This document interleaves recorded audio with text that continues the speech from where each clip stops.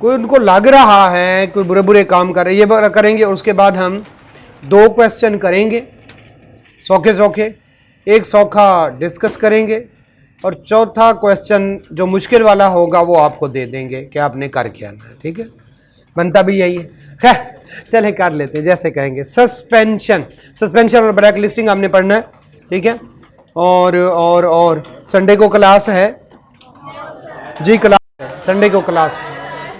जिसने नहीं आना मेरी बला से क्लास है और उसमें न्यूमेरिकल डिस्कस होंगे। ठीक है, जितने हो जी, डिपेंड करता है कि बाकी क्लासेस कितने में, बाकी क्लासेस का देखना पड़ेगा ना। यहाँ पे कहा नहीं जाता, मांगा जाता है टाइम। उन्होंने एक क्लास को थोड़ी ना मैनेज करना होता, उन्होंने तो अपने हिसाब से, अगर 4 क्लासेस हो रही हैं सारे 4 बजे बुलवा ले, कैमरामैन एक आधी आएगा ना। ठीक है, ज़ाहिर है इन बेचारों का भी हक है छुट्टी करने का, तो जैसे कहते हैं वैसे कर लेते हैं, कोई मसला। ठीक है, तो अगर देखे क्लास 10 बजे है, आपका दिल कर रहा है 7 बजे है लाइब्रेरी में पढ़ना शुरू कर दें, टाइम ज़ाया ना करें। देखिए ये एक्सक्यूजेज होते हैं। मुझे याद है हमारे एक बड़े मशहूर टीचर है, यहाँ पे करीब एक इंस्टीट्यूट में पढ़ाते हैं। हम लाइब्रेरी में बैठे थे तो लाइब्रेरियन से लड़ रहे थे, यार इतना टाइम पड़ा, लाइटें अभी बंद करना शुरू कर दी। लाइब्रेरी का टाइम था रात 12 बजे, 11:55 पे उनके साथ लड़ रहे हैं, अभी इतना टाइम पड़ा है तुमने अभी से। ये होता है टाइम की यूटिलाइजेशन। तो उसने कहा 5 मिनट पहले ही क्यों। ठीक है, और फाइनल में और ख़ास तौर पर इवन कैफ में भी हम जाते थे लाइब्रेरी सुबह सुबह। ठीक है, अब तो खैर ज़्यादा रश होगा, तब भी होता था, लाइन में लगे हुए, लाइब्रेरी खुली है, बैठ गए, पढ़ रहे हैं, ये वो, दरमियान में नमाज के लिए खाने के लिए उठ रहे हैं, फिर वापस आ रहे हैं। शाम को वो धक्के दे के उठाते थे, रात को 10 बजे का टाइम है या 12 बजे का, अब पता नहीं कितना टाइम होता है, तो जो है जितने बजे का भी टाइम है उन्होंने धक्के दे के उठाना, भाई जाओ। ठीक है, हमने सोना भी है। ठीक है, तो हम भी जो हमारे फ्लैट वगैरह होते थे वहाँ पे सोने के लिए आते थे, दोबारा से पहुँच जाते थे सुबह सुबह। भाई यही काम होता था। माहौल होता है लाइब्रेरी में, पहले भी मैंने बताया, पढ़ने का, तो पढ़ने के माहौल में ही पढ़ाई होती है। ठीक है, तो जाके चुप करके लाइब्रेरी बैठ जाया करें, जहाँ भी सुकून की जगह मिले बैठ जाया करें। ठीक है, सड़क पे नहीं बैठना पड़े। कौन से वाली? तो आई कैब की चले जाए यार, कई लाइब्रेरीज हैं। ये मॉडल टाउन पार्क लाइब्रेरी है, वहाँ पे चले जाएं, थोड़ी बहुत फीस के साथ रजिस्ट्रेशन हो जाती है, वहाँ पे बैठे। पंजाब यूनिवर्सिटी के किसी भी पंजाब यूनिवर्सिटी के किसी भी हाल में चले जाए, किसी लाइब्रेरी बैठ जाए, रिकॉर्डिंग हो रही, और नहीं निकालते, एक जगह निकालते दूसरी जगह बैठ जाए। रंच और दासर से कुछ नहीं सीखा, वो एक जगह एक क्लास में निकालते थे, दूसरी क्लास में बैठ जाता था। तो ये तो बस ठीक है, बैठ जाए, कहीं बैठ जाए, फिलहाल चुप करके बैठ जाए, आ जाए। तो यार when there is a will there is a way, बात ही खत्म होंगे। ठीक है, ना पढ़ना चाहें तो 100 एक्सक्यूज है। मैं इधर पढ़ रहा हूँ, सामने बैठा हूँ, जोर जोर से हिल रहा है, मेरी कंसंट्रेशन लूज हो रही है। मैं मुल्तान में पेपर दे रहा था, तो एक बंदा इन्विजिलेटर को कहते खड़े हो जाए, वो बेचारा खड़ा हो गया, आप मुझे डिस्टर्ब करें, उधर जाके बैठे। वो इतना बेचारा इन्विजिलेटर, इतना नरम दिल बंदा, वो उठ के उधर बैठ गया, कहीं मैं वाकई डिस्टर्ब कर रहा हूँ। ठीक है, तो पेपर नहीं आता, गुस्सा उस पर उतार दिया। ठीक है, तो भाई चले स्टार्ट। सस्पेंशन, जब आपने नहीं पढ़ना आपने नहीं पढ़ना। ठीक है, आपकी बात नहीं कर रहा, वैसे कह रहा हूँ। ठीक है, सस्पेंशन आप खुद दे पाई। सस्पेंशन, ये छोटा मोटा मसाइल नजर आए उसको लगे इनपुट बढ़ रहा है, उसको लगे ये रिटर्न नहीं फाइल कर रहा, 6 महीने हो गए, उसको लगे कि भाई ये बाकी लोगों के साथ मिल के कोई फ्रॉड कर रहा है, उसको लगे कि आप अपने एड्रेस पे मौजूद ही नहीं है, पता नहीं किधर चला गया है, मेरा पल्ला पल्ला जो है रजिस्टर्ड पर्सन गुम हो गया। ठीक है, तो उस सूरत में वो क्या कर देता है, उस सूरत में वो आपको सस्पेंड कर देता है। अब जहाँ भी गुम हुआ होगा वो रजिस्टर्ड पर्सन क्या है, वो निकल आएगा, भाईजान मैं तो ना इनपुट दे सकता हूँ ना मैं आउटपुट, क्योंकि मैं सस्पेंड हूँ, मैं अपनी रिटर्न नहीं फाइल कर सकता, खुदा के लिए मुझे दोबारा क्या करें। अगर वो बंदा, उसको लगे कि ये पूरा ग्रुप है, तो वो दूसरे किसी आरटीओ या एलटीयू के कमिश्नर को भी रिक्वेस्ट कर सकता है, ये वाला कमिश्नर, कि जनाब इन बंदों को भी सस्पेंड करें, ये पूरा कोई गिरोह है जो मिलके क्या कर रहे हैं, इनपुट आउटपुट का हमें बेवकूफ़ बना रहे हैं। तो इस सूरत में भी हो सकता है, जब सारा कुछ हो जाएगा तो उसको सस्पेंशन का नोटिस भेजेगा। ठीक है, सस्पेंड करने के 7 दिन के अंदर अंदर कार्रवाई शुरू करेगा। अगर वो रिप्लाई कर दे ना कर दे, फिर आगे है इस तरह के 90 दिन का पीरियड है, और तब तक अगर कुछ ना हो तो सस्पेंशन खत्म हो जाती है या उसका कसूर ना निकले। लेकिन अगर पता चल जाए कि ये बंदा क्या है कसूरवार है तो उसको फिर क्या कर देते हैं, ब्लैक लिस्ट। ब्लैक लिस्ट का मुसीबत ये होती है कि ब्लैक लिस्ट आप हैं, इस दौरान आपसे जो भी लेके जाएगा वो आपसे इनपुट क्लेम नहीं कर सकता। आपसे पहले ले गया, आपकी ब्लैक लिस्टिंग के पीरियड के दौरान वो इनपुट क्लेम नहीं कर सकता। तो जरा सोचिएगा, परचेजेस पहले ले गया जब आप ठीक थे, बाद में आप क्या हो गए, ब्लैक लिस्ट हो गए, उसने क्लेम करना चाहा, क्लेम ही नहीं हो रही। क्यों? क्योंकि वो अब क्या हो चुका है, ब्लैक लिस्ट हो चुका है। तो सस्पेंशन के केस में ना इनपुट ना आउटपुट, ब्लैक लिस्ट का केस ज्यादा खतरनाक है। ब्लैक लिस्ट के केस में उसके साथ जो काम करने वाले हैं उन तक भी पहुंच जाते हैं और प्रैक्टिकली बहुत ज्यादा मसाइल हैं। तो अगर तो आपको शक है तो क्या कर देते हैं, सस्पेंड। और अगर शक पक्ष में बदल गया है तो अब किस में है, अब ब्लैक लिस्ट। चले जरा पढ़ते हैं, थोड़ी बातें हमने डिस्कस कर ली, बाकी हम पढ़ते जाएंगे और साथ साथ करते जाएंगे। ले जी, where commissioner is satisfied, commissioner को यकीन है, is a registered person that a registered person has issued, कौन से वाली, फेक इनवाइस। पहली बात, उसको लगता है, ठीक है, कि जनाब इसने फेक इनवाइसेस का या टैक्स क्या किया है, एवेजन किया, टैक्स अवॉइडेंस और एवेजन का पता है, टैक्स की चोरी कर रहा है, committed tax fraud. Tax fraud आगे पढ़ेंगे, छोटी सी डेफिनेशन है, मतलब चोरी करना, इस तरह फिलहाल इस तरह से समझ लें। रजिस्ट्रेशन में भी वो कर सकता है, कानून कह रहा है, ये सारे कानून है, ठीक है। थ्रू कौन से वाला सिस्टम, सिंपल एक छोटी सी जो उसके पास की होगी वो कर देगा, अगला बंदा रिटर्न नहीं फाइल कर सकता, इनपुट नहीं कर सकता, आउटपुट नहीं कर सकता, इनपुट क्लेम नहीं कर सकता, विदाउट प्रायर नोटिस। नोटिस देना जरूरी नहीं है, बट जब सस्पेंड कर लेगा 7 दिन के अंदर अंदर नोटिस देना पड़ता है। क्लियर?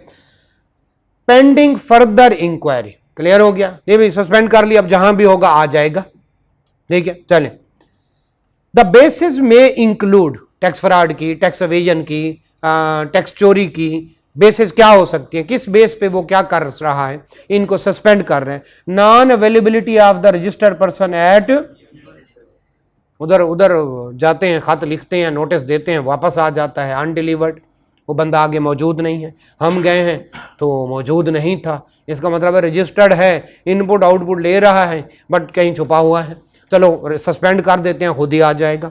नहीं जी, रिफ्यूजल टू अलाउ एक्सेस किस टू बिजनेस प्रेमिसेस, वो कहते हैं हमें जाने दो, बिजनेस देखने दो, हमने इनपुट आउटपुट वेरीफाई करना है, कहीं तुम चोरी तो नहीं कर रहे। वो कहता है अगर गेट के अंदर है तो टांगे तोड़ दूंगा।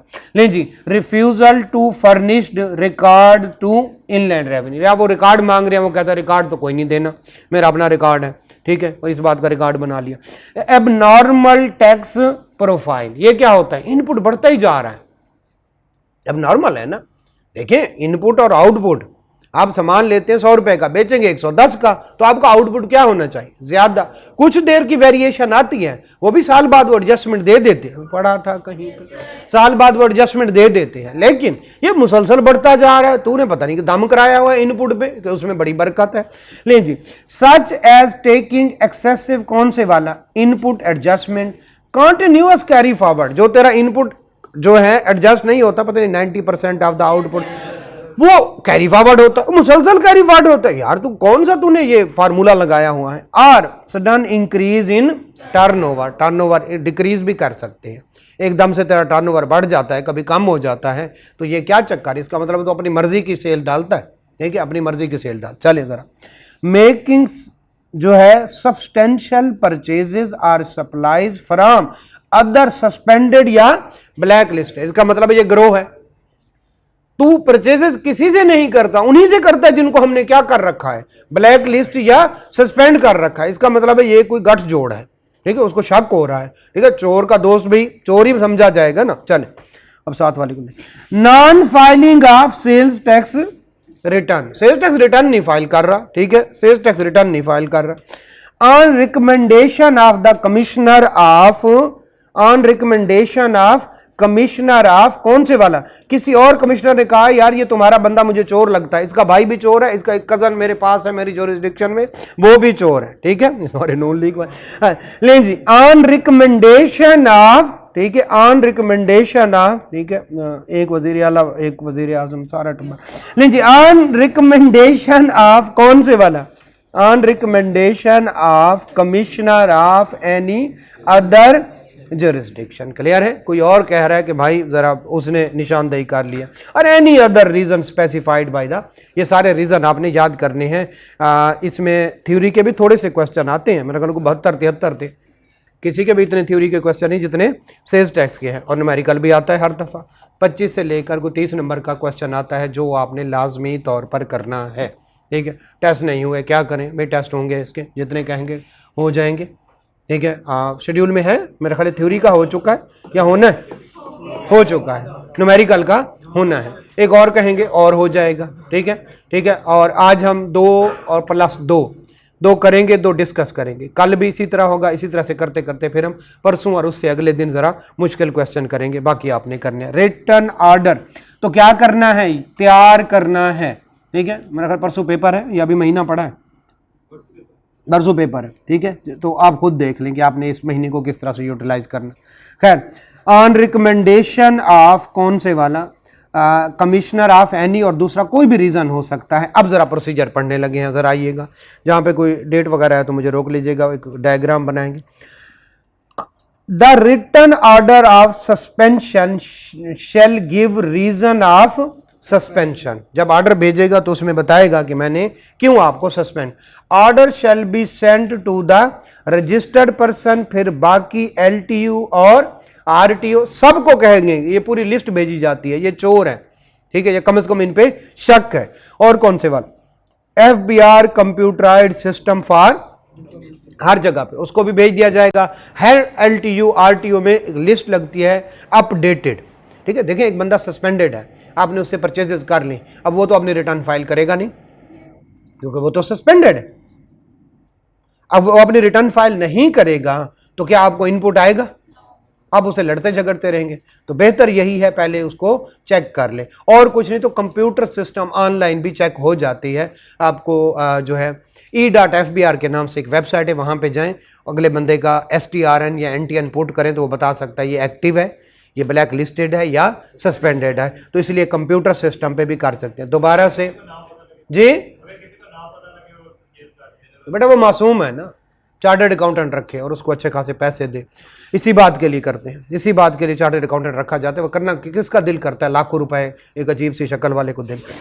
आर रजिस्टर्ड पर्सन, ठीक है, आर रजिस्टर्ड पर्सन क्यों देगा, कोई रिश्तेदार है आपका, आपको ये चीजें पता होती हैं, आपने एक सिस्टम बनाया हुआ होता है, आपने एक सिस्टम बनाया होता है जिसकी वजह से आपके नीचे जो है कुछ टीम होती है। एक का काम है तुमने यही चेक करना है, जब भी तुमने परचेजेस करनी है पहले उसका एक्टिव स्टेटस चेक करना है। जब भी किसी को पेमेंट करनी है मुंह उठा के पेमेंट नहीं करनी, बल्कि मुंह साइड पे रख देना तो अब सबसे पहले चेक करना है कि इस पे विद होल्डिंग तो नहीं बनती, और अगर किसी को सैलरी दें और 32,000 से और नॉर्मल बाकी पेमेंट कितने 25,000 से ज्यादा की, तो फिर ठीक है, समझ गया ना। तो ये कानून इस वजह से पढ़ाए जा रहे हैं कि आपने आगे जाके यही काम करना है, इतने मासूम ना बन।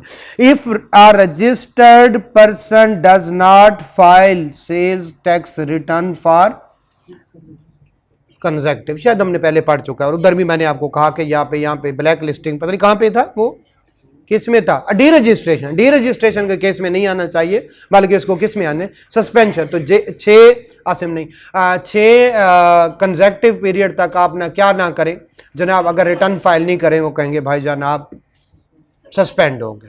ठीक है, लें जी आगे चलते हैं। इन केस, और सिस्टम उसको सस्पेंड कर देता विदाउट नोटिस। ठीक है, in case where buyer supplier of, जो है कौन से वाला, सस्पेंडेड पर्सन, वो बंदे जो सस्पेंडेड पर्सन को सेल कर रहे हैं या परचेज कर रहे हैं, belongs to an other LTU या RTO, ये सस्पेंडेड बंदे को सेल किए जा रहे हैं, परचेज किए जा रहे हैं, and they are to be suspended. पूरे नेटवर्क को तोड़ना है हमने, तो फिर क्या करेंगे, जो सस्पेंडेड है उसके बायर से भी और उसके सेलर से भी जो उसको सेल कर रहे हैं, उन सब को सस्पेंड करना है। अगर तो मेरी जुरिस्डिक्शन में उनको कर दूंगा, लेकिन अगर वो किसी और जुरिस्डिक्शन में है, जरा पढ़े, कमिश्नर शैल इन्फॉर्म किसको, अपने बड़े को, चीफ कमिश्नर को, to initiate proceeding for the suspension या ब्लैक लिस्टिंग। समझ गया कि मैं एक को तो पकड़ लिया है लेकिन पूरा नेटवर्क मैंने पकड़ना है, तो मेरी चौकी वो ज्यूरिसडिक्शन से बाहर है तो अपने चीफ कमिश्नर को कहता है उनके खिलाफ कुछ करें। फिर वो हर ज्यूरिसडिक्शन के किसको कहेगा, कमिश्नर को, कि ये बंदों को क्या करो, सस्पेंड करो जब तक इंक्वायरी इनके खिलाफ कंप्लीट ना हो जाए। No input refund shall be admissible to, मैं सस्पेंड हूं, मुझे कोई, मैं चाहे परचेज कर रहा हूं रजिस्टर्ड पर्सन से, मुझे टैक्स भी लगा रहा है लेकिन मुझे इनपुट नहीं मिलेगा। Similarly no input refund shall be allowed to a buyer on sale invoices issued by, मैं अगर सस्पेंड हूं और मैं क्या इशू करता हूं, सेल्स टैक्स इनवाइस, तो मेरे वाले जो मुझसे परचेज करके जाएगा उसको भी ना मैं इनपुट ले सकता हूं, ना मुझसे कोई इनपुट क्लेम कर सकता है जब तक मैं क्या हूं, सस्पेंडेड हूं। ठीक है, लीजिए, वेदर इशू प्रायर और आफ्टर सस्पेंशन, ये बहुत बड़ी सजा है। हालांकि मैं जब सस्पेंड नहीं था, मैंने सेल्स टैक्स इनवाइसेस क्या कर दी थी, इशू की थी, तब तो मैं ठीक था, लेकिन अब क्लेम करने वाला बेचारा भूल गया तो कब तक क्लेम कर सकता, 6 महीने कहे, तो उसने आगे देखा इधर मैं क्या हो गया, सस्पेंड हो गया, तो अब वो क्लेम नहीं कर। ये बहुत बड़ी सजा है, ये सजा ही है ना। मुझे क्या पता था, मैंने जब तुमसे परचेजिंग की तब तो तुम ठीक थे, बाद में तुमने ऐसी हरकत की, तुमने क्या कर दिया, उन्होंने सस्पेंड कर दिया, तो अब मैं तुमसे क्या नहीं कर सकता।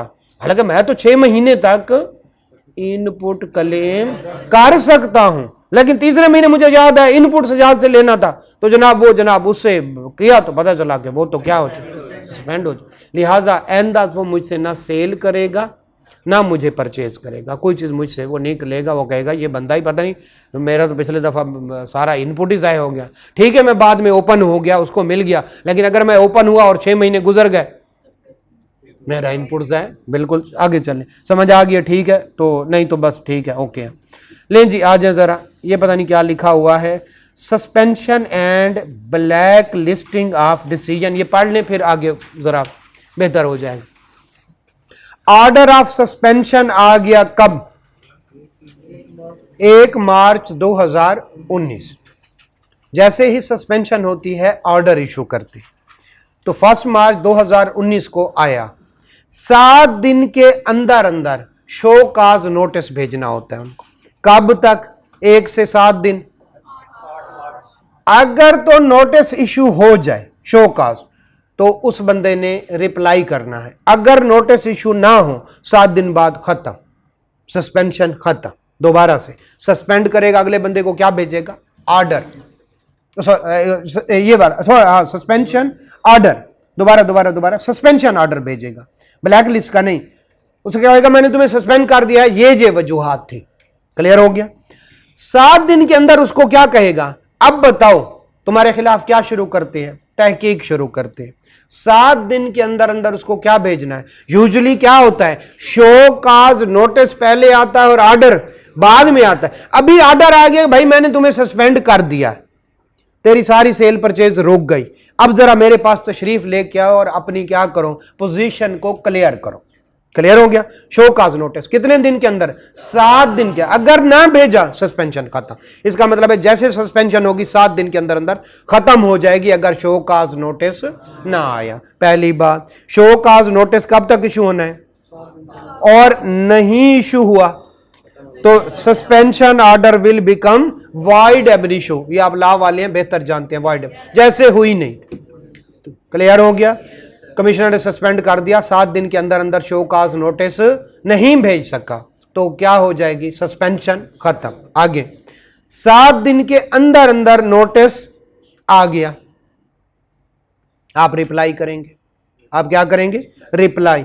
अगर आपने रिप्लाई ना किया, आपको ब्लैक लिस्ट कर दें। दोबारा से 7 दिन के अंदर अंदर नोटिस ना इशू हुआ, सस्पेंशन खत्म। 7 दिन के अंदर अंदर नोटिस आया और रिप्लाई ना किया, आप ब्लैक लिस्ट हो जाएंगे। अगर आपने रिप्लाई किया तो हो सकता है आपका रिप्लाई उसको पसंद आ जाए, सस्पेंशन खत्म। हो सकता है आपका रिप्लाई उसको पसंद ना आए और वो कहे ये तो वाकई चोर है, वो कहे ये तो वाकई चोर हैं, तो उस सूरत में देखते हैं क्या होता है। जरा देखिएगा, आपने रिप्लाई किया और reply is satisfactory, yes, suspension खत्म। आपका रिप्लाई उसको पसंद नहीं आया, सेटिस्फैक्ट्री नहीं है, तो 90 दिन के अंदर अंदर उसने आपके खिलाफ कार्रवाई मुकम्मल करनी है। अगर 90 दिन के अंदर ना कर सका फिर सस्पेंशन खत्म। वापस चलते हैं, एक दफा फिर से देखते हैं इसको। 7 दिन के अंदर अंदर ऑर्डर आ गया सस्पेंशन का, यानी सस्पेंड हो गए, ऑर्डर आया, सस्पेंड हो गए। 7 दिन के अंदर अंदर notice, sorry, show cause notice नहीं आया, सस्पेंशन खत्म, दोबारा से ठीक हो जाएगा। ले जी, नोटिस आ गया और आपने उसको इग्नोर कर दिया, आप ब्लैक लिस्ट हो जाएंगे। आप क्या हो जाएंगे? Black list. नोटिस है, आपने रिप्लाई कर दिया। अब 2 तरीके हैं, या तो रिप्लाई पसंद आएगा या रिप्लाई पसंद, अगर उसको पसंद आ गया, कहे ओहो मेरी गलती थी, ये तो बंदा बिल्कुल ठीक है, तो सस्पेंशन खत्म। अगर रिप्लाई पसंद नहीं आया तो आपके खिलाफ कार्रवाई होगी। कौन सी होगी जरा देखते हैं। 90 दिन का टाइम होता है। दोबारा से हम जाते हैं और अब कार्रवाई तक पहुंचे हैं। ऑफेंस इज कन्फर्म, इसका मतलब उसको रिप्लाई पसंद नहीं आया, वो कहता है ये तो बंदा चोर निकला है। ब्लैक लिस्टिंग ऑर्डर इशू करना पड़ेगा। कितने? 90 दिन के अंदर अंदर आप ब्लैक लिस्ट हो जाएंगे, और 90 दिन के अंदर ब्लैक लिस्टिंग ऑर्डर ना हुआ तो आपकी जो है सस्पेंशन ही खत्म, शो काज नोटिस ही खत्म। क्लियर है? दोबारा से आपको आया ऑर्डर सस्पेंशन का, तो आप कहें अल्लाह करे 7 दिन तक शो काज नोटिस ना आए, मेरी सस्पेंशन खत्म हो जाए। अगर शो काज नोटिस आ गया कितने दिन के अंदर? 7 दिन के अंदर अंदर, तो फिर आपने रिप्लाई करना है। ना किया तो ब्लैक लिस्ट हो। रिप्लाई करेंगे, अगर उसको लगा आप मासूम है, सस्पेंशन खत्म। अगर लगा आप मासूम नहीं है तो आपका ऑफेंस कंफर्म होगी। अब 90 दिन तक आपने सस्पेंड रहना ही रहना है। 90 दिन के अंदर अंदर उसने ब्लैक लिस्टिंग का ऑर्डर दे दिया तो ब्लैक लिस्ट हो जाएंगे। अगर वो कहीं सुस्त हुआ तो 90 दिन बाद आप ऑटोमेटिकली क्या हो जाएंगे? दोबारा से आपकी सस्पेंशन खत्म हो जाएगी। क्लियर है? आखिरी बात पे आप कंफ्यूज हो गए, आपका रिप्लाई उसको पसंद नहीं आया, इसका मतलब है आप चोर साबित हो गए, क्योंकि पसंद आता तो आपको वो क्या सस्पेंशन खत्म कर। आपका रिप्लाई उसको पसंद नहीं आया, आपका रिप्लाई उसको पसंद नहीं आया, तो अब 90 दिन के अंदर अंदर उसने आपको क्या करना है? ऑर्डर देना है कि भाईजान ब्लैक लिस्ट हो गया, और आप क्या हो जाएंगे?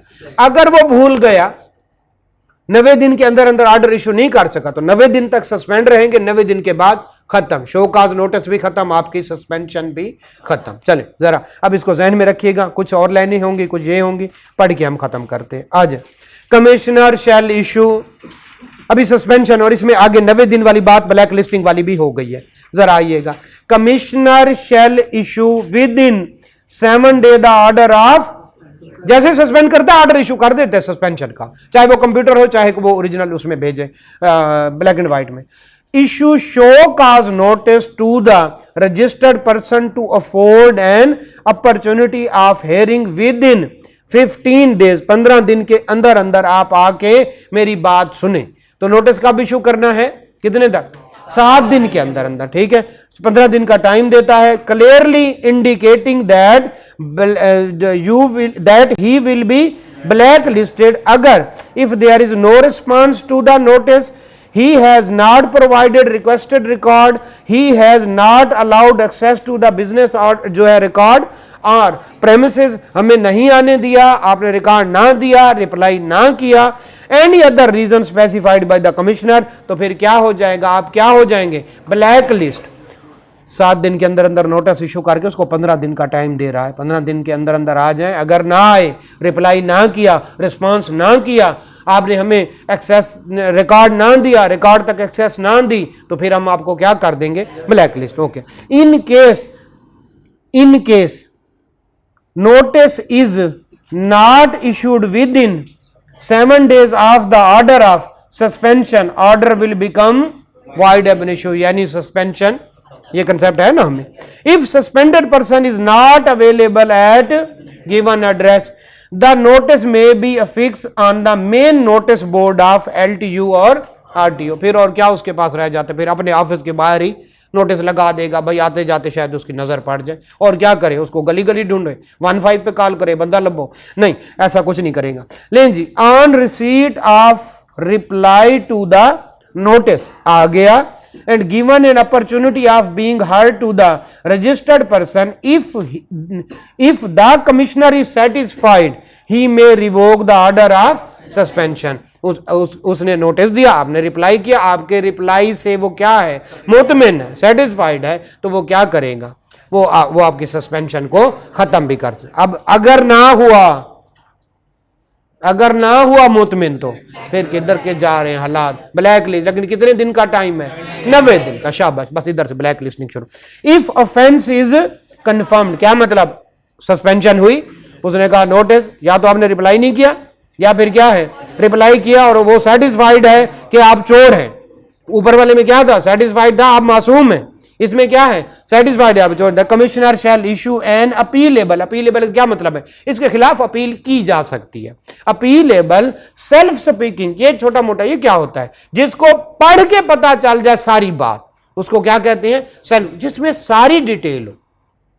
एक बंदे ने अच्छे नोट्स बनाए हुए हैं और एक बंदे ने बुरे नोट्स बनाए हुए हैं। अच्छे वाले नोट्स को पढ़ें तो आपको सारा कंसेप्ट समझ आ जाता है, तो वो वाला कौन सा है, सेल्फ स्पीकिंग, उसको क्या कहते हैं, self speaking order for black listing and shall start, कौन से वाला, उसके खिलाफ फिर एक्शन लेंगे। जरा रिकॉर्ड ले आओ, इसको जुर्माना लगाओ, इसने इनपुट ज्यादा क्लेम किया है, वो इनपुट रिकवर करो, साथ में पेनल्टी रिकवर करो, साथ में डिफॉल्ट सरचार्ज रिकवर। क्लियर हो गया।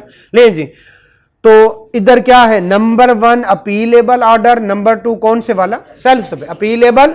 ये नहीं है कि बस ये खुदा न खास्ता कोई मतलब कुरान का सफ़ा है कि ये अब चेंज ही नहीं हो सकता, इसके खिलाफ फिर क्या होगी, पता नहीं, कमिश्नर अपील के पास जाते हैं और फिर उसके बाद एपलेट ट्रिब्यूनल, इनलैंड रेवेन्यू, फिर सब जा सकते हैं, लेकिन वो अपना काम दिखा गया है। और फिर कौन से वाला होगा, सेल्फ स्पीकिंग, इसमें सारे फैक्ट्स फिगर, मैंने तुम्हें ये नोटिस भेजा, तुमने ये रिप्लाई किया, मैंने फिर मुझे ये मसला था, मैंने तुमसे पूछा, तुमने ये जवाब दिया, तो मेरे ख्याल में तुम जो है कसूरवार हो। इसको क्या कहते हैं, सेल्फ स्पीकिंग ऑर्डर। आगे चलते हैं। Order of black listing shall contain, उसमें जो सेल्फ स्पीकिंग ऑर्डर होगा, जो कि अपीलेबल ऑर्डर होगा, रीजंस फॉर ब्लैक लिस्टिंग, मैंने तुम्हारे साथ ऐसा क्यों किया, the time period for which refund of input of black listed person and his buyer shall be inadmissible. तो चूंकि आप ब्लैक लिस्ट हो गए हैं, तो इतने से इतने टाइम तक जिसने भी खरीदारी की, अब वो आपसे इनपुट क्लेम नहीं कर सकता, और आप भी नहीं कर सकते। Any tax to be paid और पेनाल्टीज टू बी इम्पोर्ट, जाहिर गलत काम किया है तो ही टैक्स और पेनाल्टी, और ये इसी वजह से तो उसको रोका है, गलत रिफंड क्लेम कर रहा था, इनपुट एक्सेस कर रहा था, और बहुत सारी बातें वो भी वसूल करेंगे। Order of black listing shall be issue within 90 days of issue of notice of hearing, जो नोटिस आया, शोकाज आया, उसके 90 दिन के, otherwise it shall become void एमनेशो, तो सस्पेंशन भी खत्म, ब्लैक लिस्टिंग तो अभी हुई नहीं। क्लियर है। Copies of order shall be, अब ये जनरल बातें हो रही हैं, copies of the order shall be send to the registered person, all other RTU, LTU, FBR computer system, each RTU, LTU circulate list to their refund and audit section, आगे अपने employees को different आगे section होते हैं उन सबको देगा।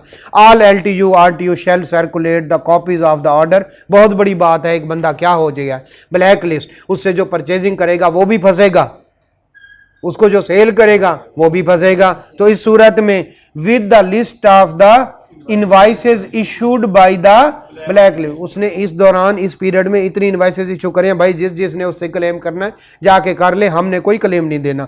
To all officer of inland revenue whose jurisdiction their buyers are, मैं ये लाहौर पे हूँ, मैंने रहीम यार खान वाले बंदे को सेल की, मैं ब्लैक लिस्ट हो गया हूँ, तो रहीम यार खान भी मेरा नाम और मेरी इनवाइसेस की डिटेल भिजवाई जाएगी, भाईजान ये आपका बंदा ब्लैक लिस्ट हो गया, इससे वैसे पैसे रिकवर कर ले, हमने कोई इनपुट नहीं देना। The officer receiving the list shall issue show cause notice to the registered person buyer, हाँ ब्लैक लिस्ट से परचेजिंग करते रहे, रहीम यार खान वाले बंदे को कह रहा है, उस आजाद से परचेजिंग करते रहे, वो तो ब्लैक लिस्ट हो गया। For rejecting the input claimed on अगर आपने कर भी लिया था उस टाइम पे, वो हो गया है, तो अपना आप इनपुट उतना बढ़ा लो, खत्म हो गया। Of the black listed person and further decide the matter through a self speaking, उनका क्या करना है वो भी उनको ऑर्डर भी इश्यू हो सकता है। तो अगर आप ब्लैक लिस्टेड से परचेजेस करते हैं तो आप भी फंस सकते हैं। कुल मिला के आखिरी बात करता हूं, जब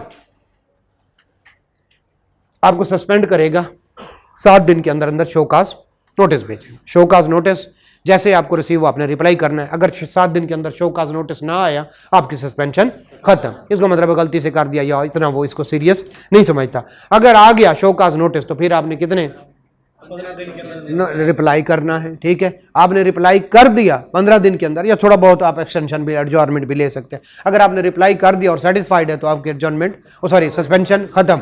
अगर आपने रिप्लाई किया और वो सेटिस्फाइड नहीं है, या दूसरी सूरत है आपने रिप्लाई ही नहीं किया, अब रिप्लाई नहीं किया इसका मतलब है चोर है, ठीक है, तो ब्लैक लिस्ट हो जाएंगे। अगर आपने रिप्लाई किया और आप साबित हो गया कि आप गलत कह रहे हैं, आपकी रिप्लाई से मुतमिन नहीं है, तो फिर उसके पास क्या है, 90 दिन तक आप कंफर्म सस्पेंडेड रहे। 90 दिन तक अगर उसने ऑर्डर ब्लैक लिस्ट का इशू कर दिया तो आप ब्लैक लिस्ट हो जाएंगे, और अगर उसने ब्लैक लिस्ट का ऑर्डर इशू ना किया तो फिर आप 90 दिन बाद क्या हो जाएंगे, तो 90 प्लस कौन से वाले 15 प्लस 7, इतने दिन तक आपने क्या रहना है, ब्लैक लिस्ट रहना है। नहीं जी, ये ब्लैक लिस्ट हो गया सारी जिंदगी वो फिर कुछ नहीं कर सकता, या अपीलेबल है, अपीलेबल है। चलें बस ठीक है, हम चलते हैं इसकी तरफ, अपने न्यूमेरिकल की तरफ। हमने तीसरा क्वेश्चन करना है। हर एक क्वेश्चन में, ये कोई आसान या मुश्किल नहीं है, हर एक क्वेश्चन में नई बात आएगी। ठीक है, क्योंकि हम पहली दफा पढ़ रहे हैं, लिहाजा हम नई बात को भी उसी तरह से एहतराम देंगे जिस तरह हम पुरानी बात को दें। ले जी, चले जरा आ जाएं। क्वेश्चन नंबर 3 हम न्यूमेरिकल करने लगे हैं। उधर इनपुट होता है, आउटपुट होता है, आउटपुट के 90% तक इनपुट ले सकते हैं और बाकी क्या हो जाता है, कैरी फॉरवर्ड हो जाता है। पता नहीं कोई जो इनपुट होता है उसको हम अपॉर्चनमेंट करते हैं।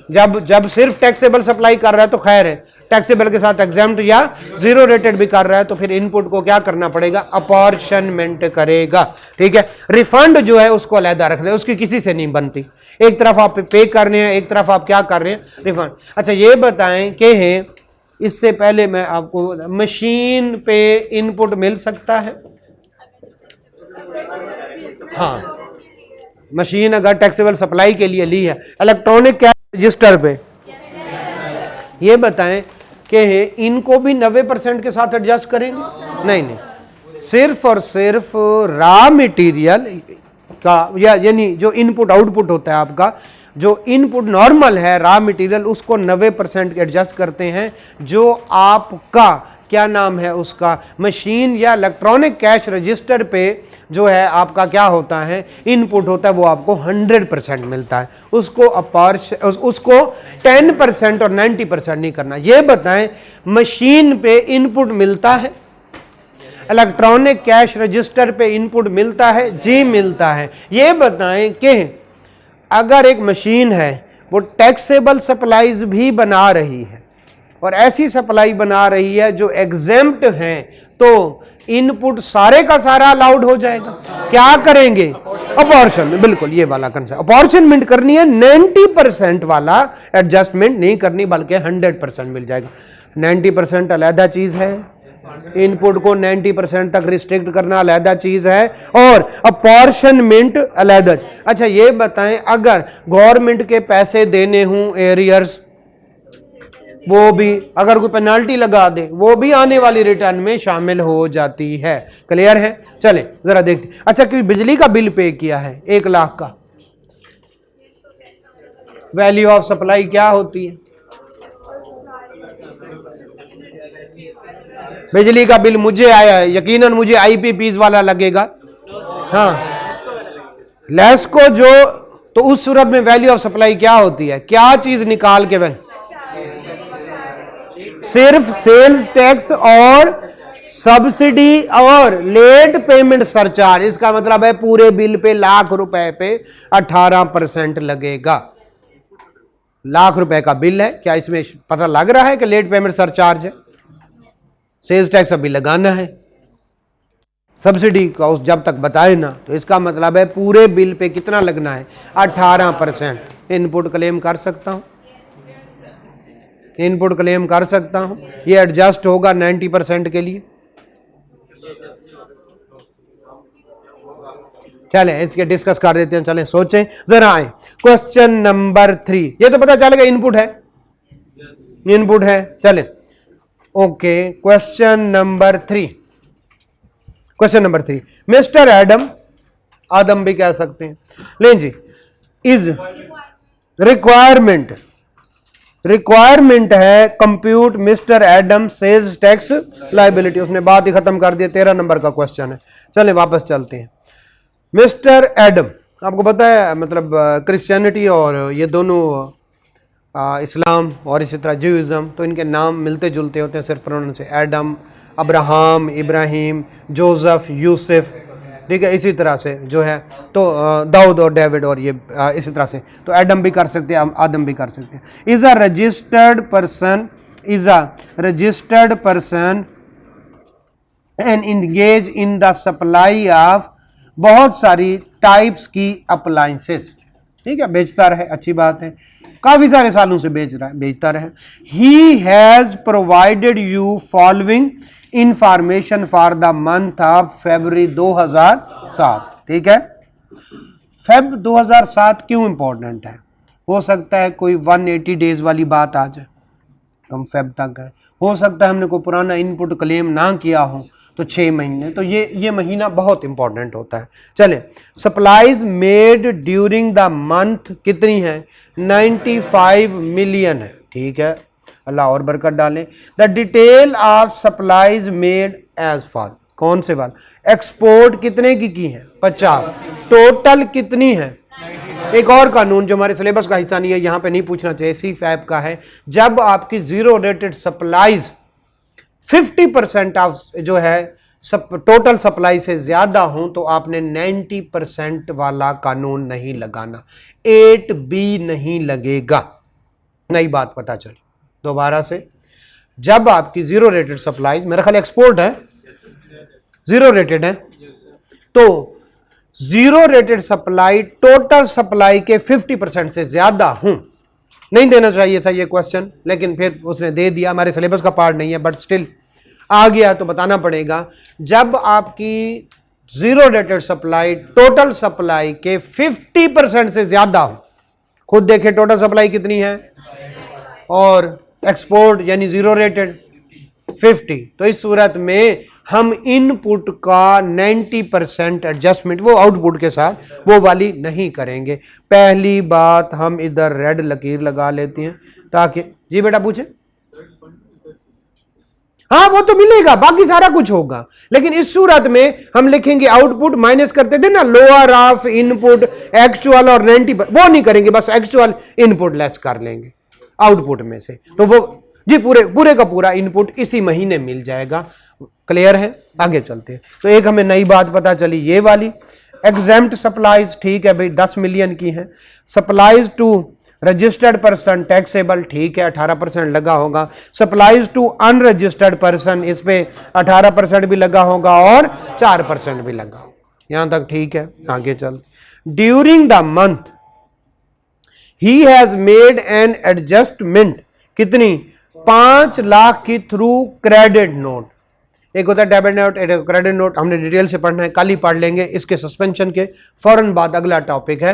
लेकिन ये बता दें, जब भी आपने रखना है, debit note credit note mix हो जाते हैं, आपने देखना है कि जब सेल करेंगे तो डेटर,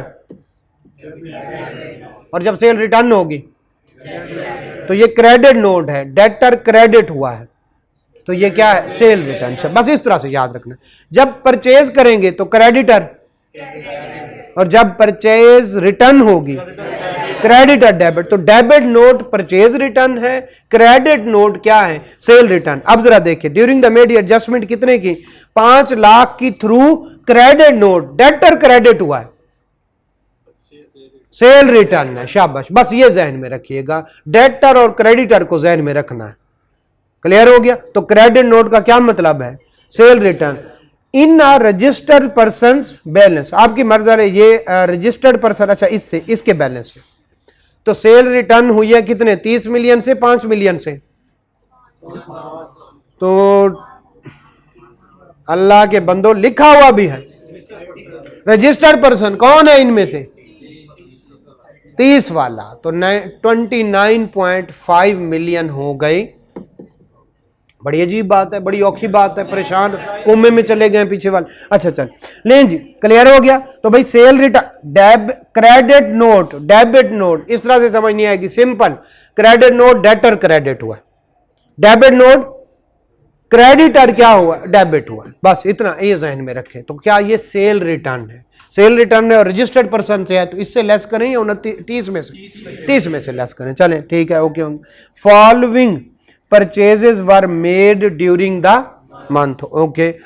परचेज फ्रॉम 45 मिलियन, ठीक है, ठीक है, इस पे 18% हमें लगा होगा। परचेज फ्रॉम अनरजिस्टर्ड पर्सन, इस पे 18% भी लगा होगा, 4% भी लगा। अनरजिस्टर्ड है तो वो सेल टैक्स वो तो हम अगर किसी अनरजिस्टर्ड को सेल करें, हम तो रजिस्टर्ड है, हम 18% लगाते हैं प्लस 4%, हमें क्यों लगेगा, वो तो रजिस्टर्ड ही नहीं है, वो तो सेल्स टैक्स इनवाइस इश्यू ही नहीं कर सकता। क्लियर है, चलें आगे चल। All goods purchased from unregistered person are exclusively use for making taxable supply, कोई फर्क नहीं पड़ता, इसको इग्नोर कर दे। चलें आगे चल। एन अमाउंट ऑफ कितनी, 3 million is payable to registered person, 3 million payable है किसको, रजिस्टर्ड पर्सन को पेएबल है, तो इसका मतलब जो रजिस्टर्ड पर्सन से परचेज की थी अभी पैसे नहीं दिए।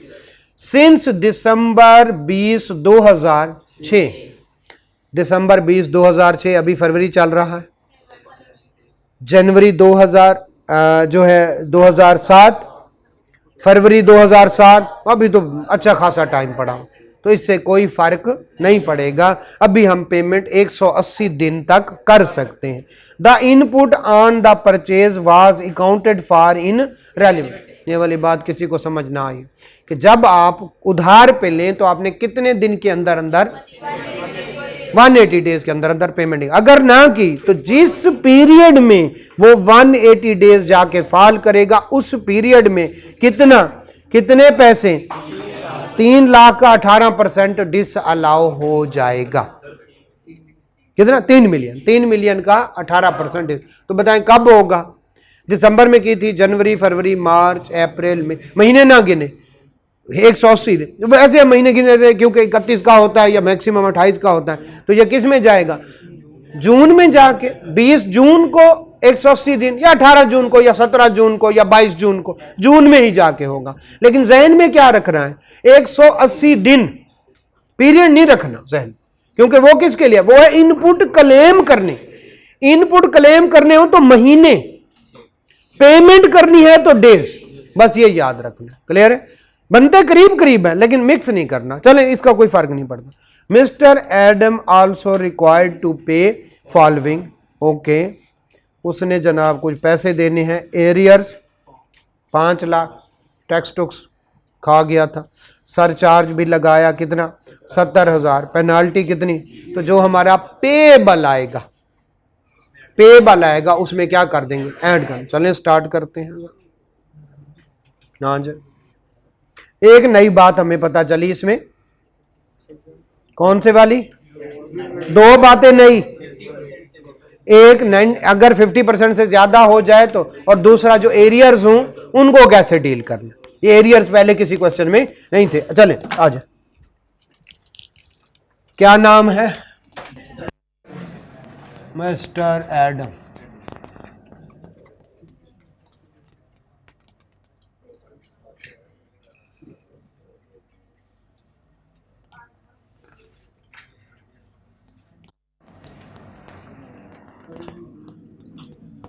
दो 2007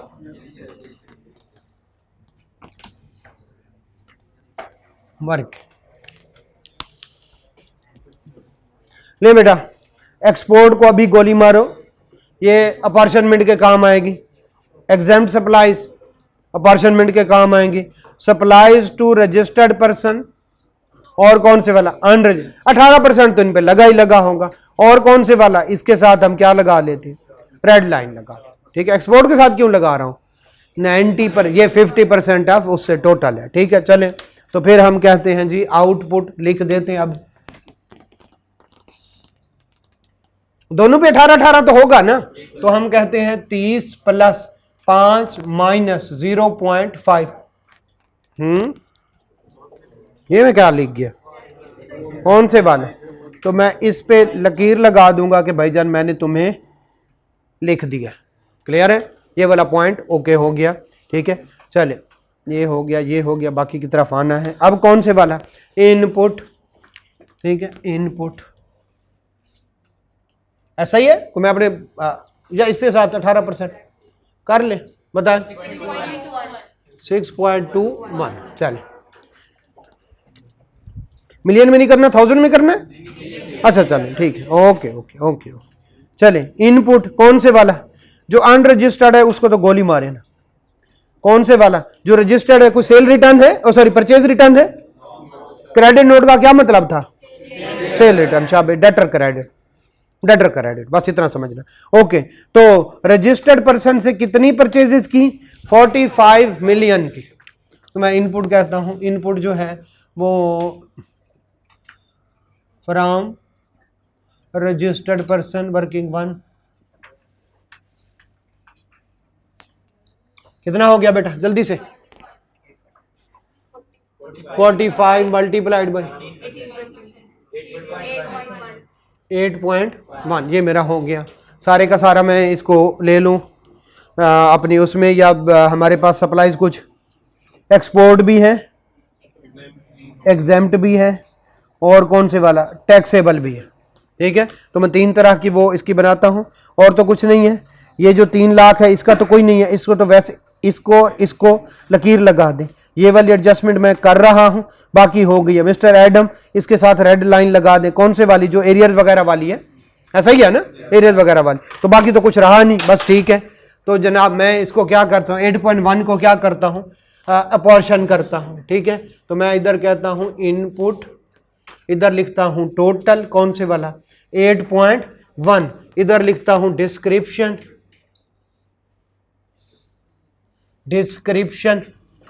ठीक है, और इधर मैं लिखता हूं क्या, आउटपुट, नहीं आउटपुट ना लिखो, टर्नओवर या सेल्स, सेल की बेस पे करना है ना, सेल की बेस या टर्नओवर या सप्लाईज, नहीं भूल गए। ठीक है, तो इधर क्या आएगा, एग्जाम,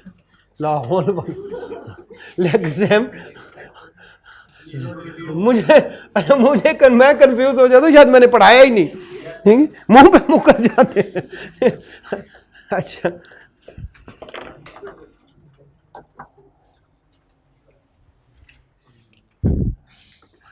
जीरो रेटेड और कौन से वाली, टैक्सेबल पहले लिखना है तो टैक्सेबल पहले लिख दो, आपकी मर्जी है। टैक्सेबल और कौन से वाली, जीरो रेटेड, इधर एक्सपोर्ट भी लिख सकती है, कोई मसला नहीं। और आखिर पे कौन से वाली, एग्जाम, आपकी मर्जी है।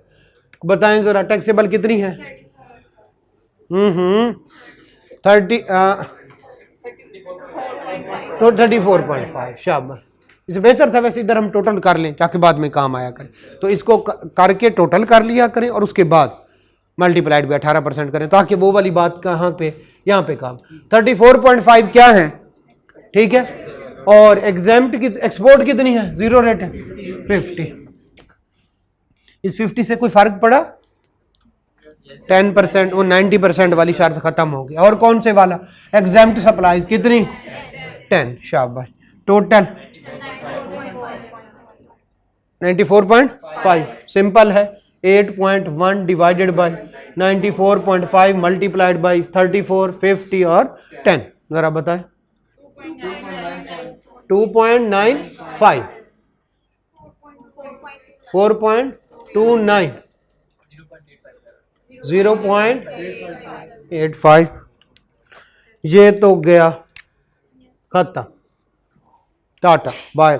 लें जी, इसका क्या करना है, ये हो जाएगा रिफंड, तो ये किधर जाएगा, उसके साथ लड़ने के लिए। ठीक है, इसको 10% के साथ एडजस्ट करेंगे।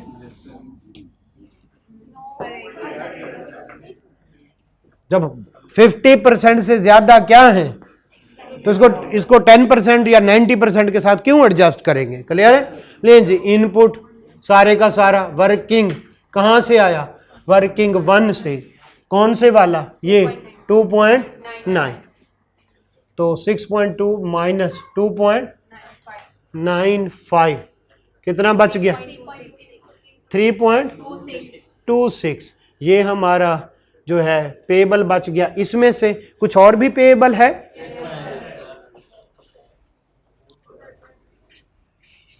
अनरजिस्टर्ड वाला, ये लकीर थोड़ा ऊपर लगी है, अनरजिस्टर्ड वाला वो पता नहीं कौन सा होता है। वो कौन से वाला? 4% भाई, 4%। 0.5 इसी में से लेस हुआ था। क्या फर्दर टैक्स इसको कहते हैं? फर्दर टैक्स किस पे? 5 मल्टीप्लाइड बाई 4 पर 18% या 4%? अच्छा चलिए, 0.2 लें जी। ये तो हमारे मजीद लाइबिलिटी कितनी बन गई? 3.46। ये तो ये आ गया, बस यही पे कर दें या कोई एरियर्स वगैरह या? हाँ थे तो लिखें एरियर्स कितने? 5 लाख के। कितने के हैं जरा देख लेते हैं, कितने के एरियर्स है? 0.5। इसलिए कह रहा था वो करें। एरियर्स के बाद पेनाल्टी 0.07, तो पेनाल्टी 3 है। तो डिफॉल्ट सरचार्ज कितने? 0.0, ये 3 है, ये 0.07 टोटल 4. ये पेएबल है आपका टैक्स, लाइबिलिटी कह दें, टैक्स पेएबल कह दें। क्लियर है? इसके नीचे लगाएं डबल। अब बताएं रिफंड। रिफंड कितना? 4.29। इनको आपस में ना क्रॉस कर देना कि इतना आ गया तो चल के, तो ये अलग अलग हैं दोनों। और पता नहीं 45 दिन के अंदर अंदर पता नहीं रिफंड मिलता है, पता नहीं जब अप्लाई करना पड़ता है। चले, ओके हो गया, ठीक है जी। ये इनका सोल्यूशन सर, ये सोल्यूशन ही है मैंने जो किया है। अच्छा, आपको अच्छे वाला चाहिए? अच्छा चले ठीक है। अच्छा मेरे तो बाहर नहीं। हाँ तो एक बात कर, सोल्यूशन लेने या बिरयानी जी? अच्छा मैं समझा गैरतमंद है, जरूरतमंद है। अच्छा खुदा का कहो या कहो सर सोल्यूशन, शिक्षा, नॉलेज, पावर, पता नहीं कितनी बिरयानी आप ले लेंगे नॉलेज के हिसाब। चलें ठीक जी, you are one of them.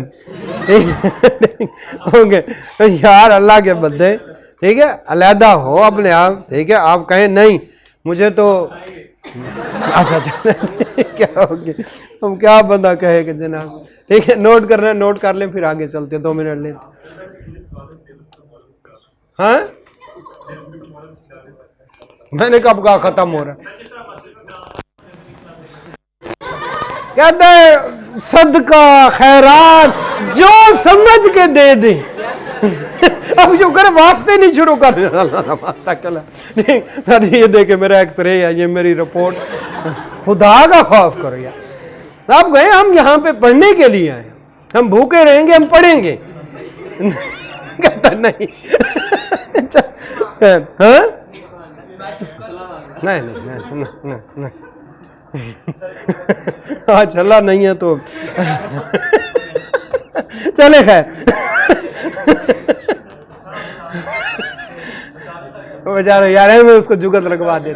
चले चले खैर, ओके ठीक है। चले, आपने कर ली है नोटिंग, ठीक है। चले चले ठीक है, ओके।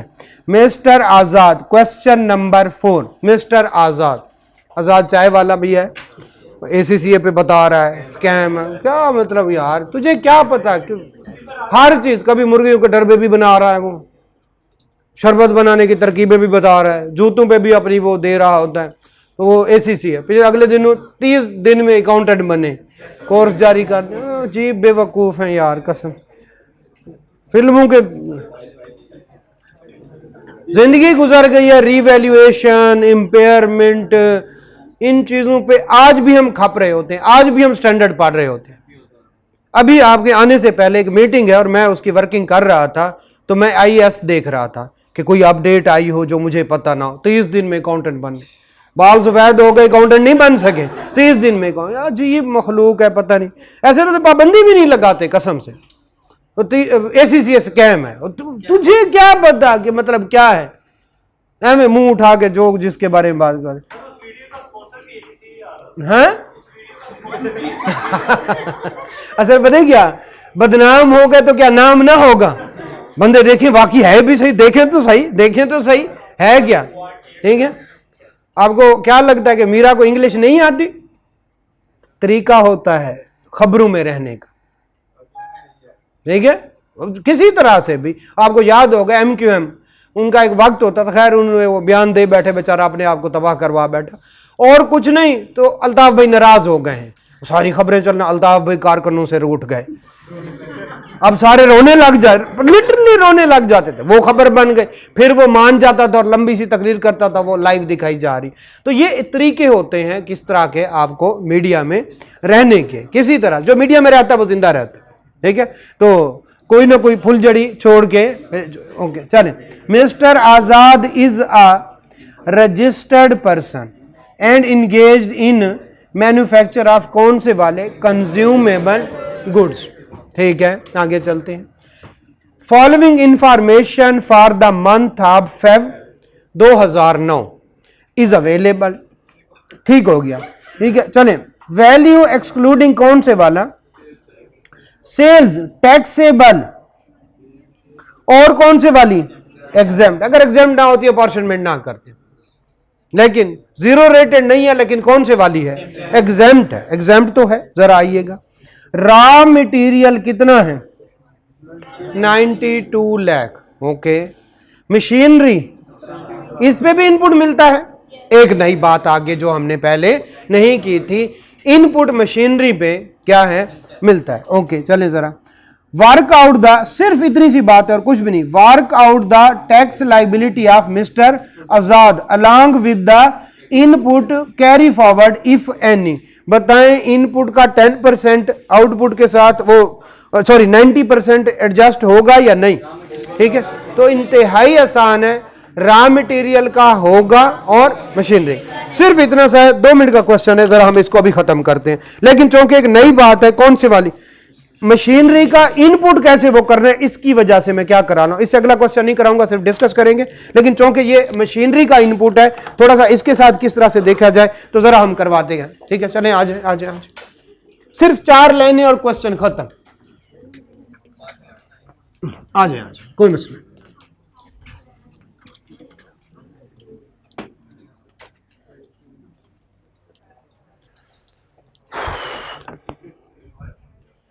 नाम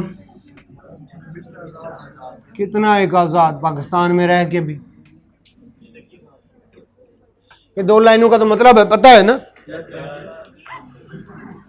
ओके। ज़बा कर दो, हराम ही ना हो जाए। नहीं जी, ठीक है। ले जी,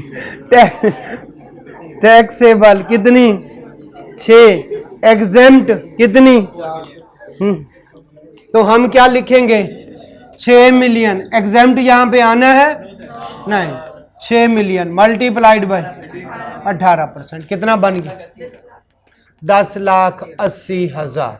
ये फिर ये कहां पे काम आएगा, एग्जेम्प्ट अपॉर्चनमेंट के टाइम, अपॉर्चन। शाबाश, जरा आगे चलते हैं। टैक्सेबल से जान छूट गई, अब किधर आते हैं, रॉ मटेरियल, ठीक है। तो रॉ मटेरियल कितना लिया है, इनपुट, इनपुट के लिए हम चलते हैं वर्किंग 1 की तरफ। ये करवा लें जरा, अभी नहीं बाद। इनपुट कितना, अब इनपुट कितने हो जाएगा, 2 तरह का, इनपुट ऑन RM, ठीक है। इसको वर्किंग 1 में कर लेंगे, उसको वर्किंग 2 में। अपॉर्चनमेंट अगर इनकी चाहें तो एक ही उसमें कर लें, कोई मसला नहीं। तो कितना है, 92 लाख। इनपुट ज़्यादा है, हो सकता है इस दफ़ा कैरी फॉरवर्ड हो। तो रॉ मटेरियल यहाँ पे लिख लें 92 लाख मल्टीप्लाइड बाय 18%। कोई इनपुट 1656000। ओके हो गया रुपीस। ठीक है, उसके बाद ये आ गया। अब दूसरा जरा देख ले, इनपुट ऑन। मैं इसको क्यों इकट्ठे कर रहा हूं अभी बताता हूं। अपॉर्शनमेंट में अपॉर्शनमेंट करनी है सेल की बेसिस पे। सेल तो दोनों के लिए बराबर है, तो हम इसको एक ही उस पे कर ले। एक तो इसको अलहदा रख लो, दूसरा इनपुट कौन से वाला है, किस पे, मशीनरी पे, उसको भी मैं साथ अलहदा भी लिख सकते हैं। सोल्यूशन में अलहदा ही लिखा हुआ है, लेकिन शॉर्टकट है। कितनी है, 17 लाख। 17 lakh multiplied by 18%। जब तक कुछ कहा ना गया हो हमने 18%। 306,000 इसको भी अलहदा कर। अब करनी है अपॉर्शनमेंट। ये भी अपॉर्शनमेंट क्यों, क्योंकि अगर रॉ मटेरियल टैक्सेबल और एग्जेम्प्ट के लिए दोनों के लिए यूज हुआ है तो मशीनरी अपॉर्शनमेंट। अपॉर्शनमेंट क्लियर है। तो हम यहां पे लिखेंगे बिल्कुल वही बात, डिस्क्रिप्शन। ठीक है, और इधर टर्नओवर सप्लाईज जो मर्जी लिख दो। ठीक है, और इधर कौन से वाला, इनपुट। कौन से वाला, रॉ मटेरियल वाला। आगे क्या लिख दें, इनपुट कौन से वाला, मशीनरी वाला। इनपुट कौन से वाला, मशीनरी। फर्क समझिएगा मैं क्यों कर रहा हूं। देखिए, इनपुट जो मशीनरी होती है उसका ठीक है 90% हम वो नहीं करते एडजस्टमेंट, लेकिन अपॉर्शनमेंट तो करनी है। Machinery taxable as well as exempt दोनों सप्लाईज के लिए इस्तेमाल हो रही है। क्लियर है। तो इनपुट फिर सबका एक ही उस पे क्यों मिले, क्लियर हो गया। ये यहां पे डिस्क्रिप्शन सबसे पहले कौन से वाली, टैक्सेबल, और उसके बाद कौन से वाली, एग्जेम्प्ट। टैक्सेबल और उसके बाद कौन सी वाली, एग्जेम्प्ट। ठीक है, सप्लाई जरा बताइएगा। टैक्सेबल कितनी है, 6 मिलियन और 4 मिलियन। क्लियर हो गया। अब टोटल हो गई कितनी, 10 मिलियन। अब हमने 10 मिलियन के हिसाब से पहले किसको कर देना है, रॉ मटेरियल को। रॉ मटेरियल टोटल कितना है, ठीक है, कौन से वाला, 1656 इसको जरा करें।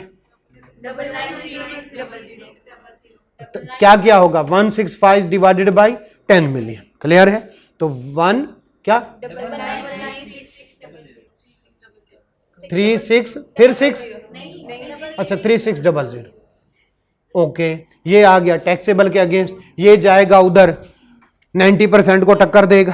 ठीक है, और नीचे वाला एग्जेम्प्ट वन 662400। तो ये क्या हो जाएगा, ये यहीं पे शहीद हो जाएगा।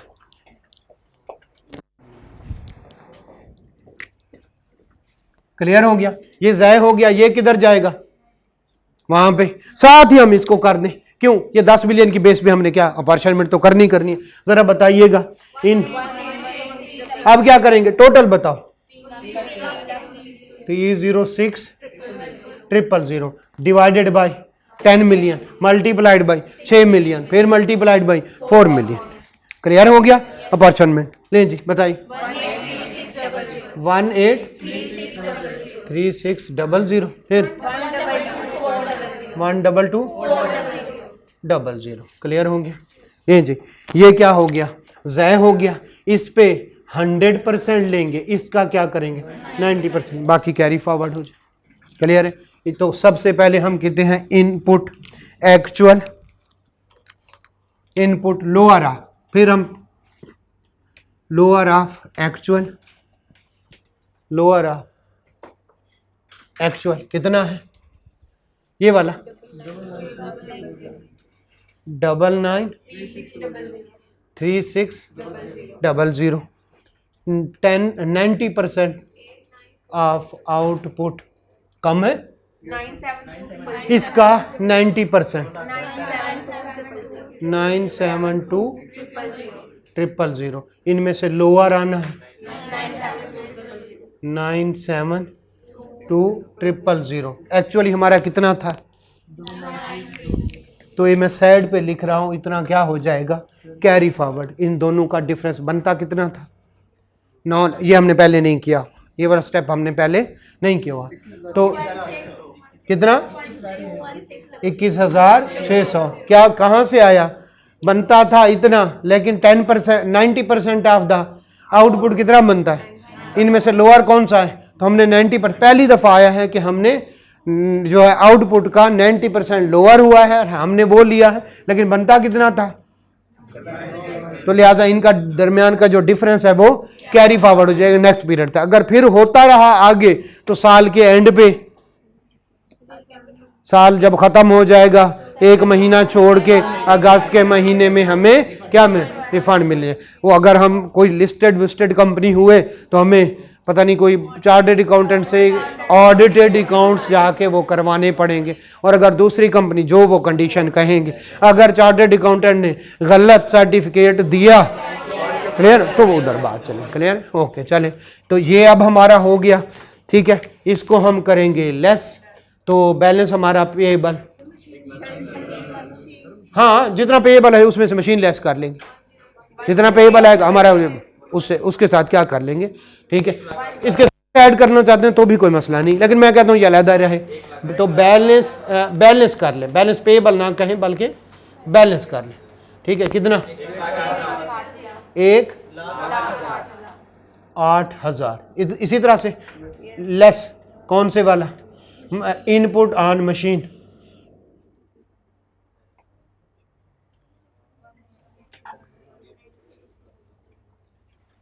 क्लियर हो गया? किधर है ये वाला? ज़ाय हो गया 183,600। ये क्या हो जाएगा?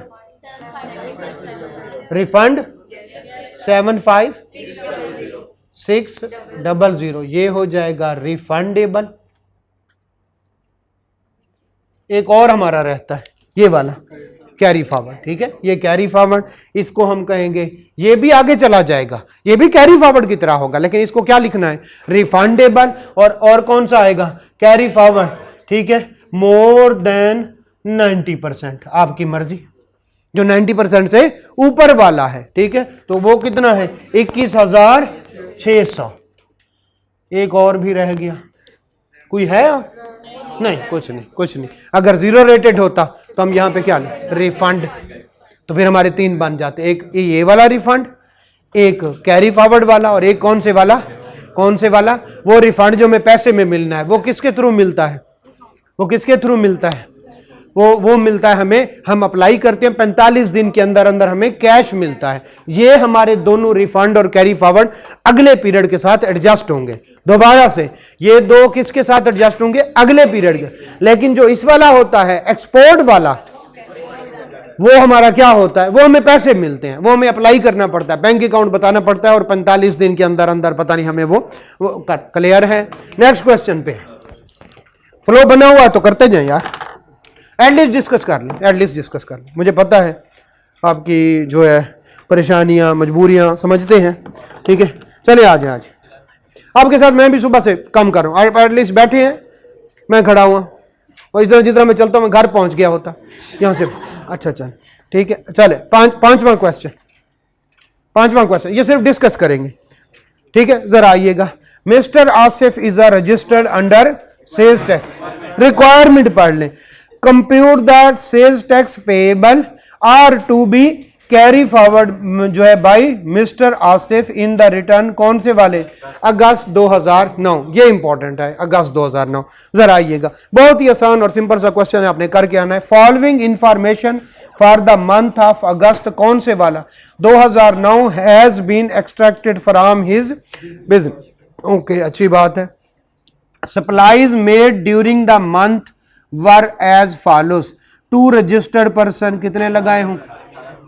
2 unregistered person, 18% plus 4%। Export sale 0 rated. Total supplies का देख लें, कहीं 0 रेटेड, कहीं 50% या उससे ज्यादा तो नहीं है, देख ले। और एग्जेम्प्ट सप्लाईज कितनी है? 2 मिलियन। तो बताएं, ज्यादा है तो वही फिर वो 90% वाला कानून नहीं लगेगा। चले जरा आगे चलते हैं। गुड्स कॉस्टिंग कितनी 80 लाख वर purchase from registered person, goods purchase from unregistered person कोई फर्क नहीं पड़ता, and were used exclusively for making taxable supply कोई फर्क नहीं पड़ता। सिंपल तरीन क्वेश्चन। तो आपने क्या करना है, इन सब का क्या करना है जो है, इनमें से इन दो पे क्या लेना है आउटपुट, फिर सिर्फ इस पे इनपुट, और उसको क्या करना है इन दो को इकट्ठा करके टैक्सेबल, ये वाली जीरो रेटेड और ये कौन से वाले, अगर 50% से ज्यादा है तो वो 90% वाला कानून लगेगा, बाकी सिंपल है। ठीक है, आगे चलते हैं। ये जरा डिफिकल्ट है, इसको गौर से सुने, बस ये डिस्कस करके छुट्टी। डिस्कस करेंगे, सॉल्व कल करेंगे, डिस्कस करेंगे लेकिन सॉल्व कल करेंगे। छठा क्वेश्चन, ठीक है, जितना हो जाए जरा बेहतर है, बस आपके अगले 4 से 5 मिनट चाहिए। Maroof engineering limited is registered under sales tax act 1990। The company is engage in the manufacture और सप्लाई ऑफ स्पेयर पार्ट्स। ठीक है जी जी, रिक्वायरमेंट, सॉरी यार, सॉरी रिक्वायरमेंट। ठीक है, कंप्यूट द, बिल्कुल सही कह रहे हैं, कंप्यूट द टैक्स पेएबल और refund, input tax credit to be carry forward, input tax credit to be carry forward. अगर इनपुट ज्यादा हुआ 90% के साथ एडजस्टमेंट करने के बाद तो फिर बाकी इनपुट क्या करना पड़ेगा, कैरी फॉरवर्ड। ठीक है, शाबाश, अच्छी बात है। चलें आ जाए जरा, फेब 2011 की बात। ठीक है, चलें, लोकल मटेरियल, ये मेन हेडिंग है, इसके नीचे फ्रॉम रजिस्टर्ड सप्लायर 18% लगाया होगा, फ्रॉम अनरजिस्टर्ड सप्लायर हमारी बला से कोई फर्क नहीं पड़ता। मैन्युफैक्चर्ड गुड्स, इसमें एडजस्टमेंट इंटरेस्टिंग है, कल हम करेंगे, एक दफा आप सिर्फ समझ लें। मैन्युफैक्चर्ड गुड्स, जरा आइएगा, चीजें कुछ बनाई हैं और बेची हैं। ठीक है, ठीक है, तो अगर वो बेची हैं तो जरा देखिएगा किस हाल में बेची हैं। ठीक है, जरा देखिएगा, लोकल क्यों कर रहा, नहीं कोई खराब नहीं हुआ, बस हो जाए।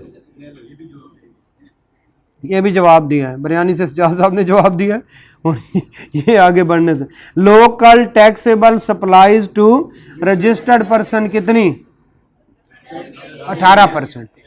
Okay, local taxable supplies to 18 plus 4%। ठीक है, तो ये वो बॉटम लाइन फिगर हो जाएंगे। एक्सपोर्ट टू ताइवान, चाइना करे या इथोपिया, हमारे लिए एक्सपोर्ट ही है। ठीक है, तो क्या 10 मिलियन की कर दी, मुबारक को, बड़ी सेल हुई है। Exempt goods, exempt goods 2 million के, कोई फर्क नहीं पड़ता सवाए इसके कि ये क्या हो जाएगी अपॉर्चन में। जरा आगे आइएगा, आगे बहुत सारा फर्क पड़ने वाला है, जरा आइए। Purchases from registered person, purchases from registered supplier, वो जिससे हम इनपुट क्लेम करके बैठे हैं, इंक्लूड्स, उसमें शामिल है 1 मिलियन की सेल। 15 मिलियन था शायद, देखिएगा 15 मिलियन ही था purchases from registered person. 15 million में से 1 मिलियन की बात हो रही है, which was invoice 15 May 2010। Input on this invoice could not be claimed in relevant period. तब हम क्लेम नहीं कर सके तो हमें अगस्त में याद आया, हमने क्लेम कर लिया। जरा गिने, जिस पीरियड में हो उससे आगे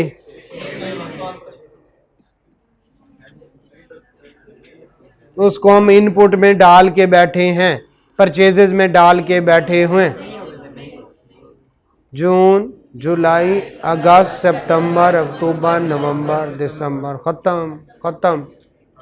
तो भाई ये नहीं कर सकते, तो इसको क्या करेंगे, लेस करें। कंसेप्ट समझ आया? तो भाई इसको लेस कर दें। ये इनपुट में क्यों डाल के बैठे हो भाई? आपने 6 महीने के अंदर करना था क्लेम, आप नहीं कर सके, लिहाजा आप इसको भूल जाएं। ठीक है, इस पे फातिहा खानी हो सकती है, इनपुट में नहीं आ सकता। क्लियर है? तो 15 मिलियन में से 1 मिलियन कम हो जाए। आगे चलते, ये वाला कंसेप्ट पहली दफा है। चलें, material purchase from unregistered person was exclusively use for making taxable. हम कहते हैं अच्छा समझ गया, आगे चलिए। ले जी, गुड वर्थ कौन से वाली? 5 lakh were return by the different customer. Good worth कितनी? 5 लाख डिफरेंट कस्टमर ने वापस कर दिया, प्रॉपर डेबिट बनता है या credit notes were raised with in specified, तो कस्टमर ने सेल रिटर्न, देखिए डेबिट क्रेडिट नोट से नहीं पता चला, लेकिन कस्टमर कौन होता है, अदरवाइज वेंडर या सप्लायर का वर्ड यूज करता अगर परचेज रिटर्न हो। ये क्या है, सेल रिटर्न है। डेबिट क्रेडिट नोट भी अपने टाइम पे इशू हो गए थे, टाइम पे इशू ना हो तो फिर सेल परचेज रिटर्न नहीं होती, वो भी टाइम पे हो गए, लिहाजा हम कहेंगे जनाब ये 5 लाख रुपए हम। अच्छा ये बताएं अब ये अनरजिस्टर्ड में से लेस करें या रजिस्टर्ड में से?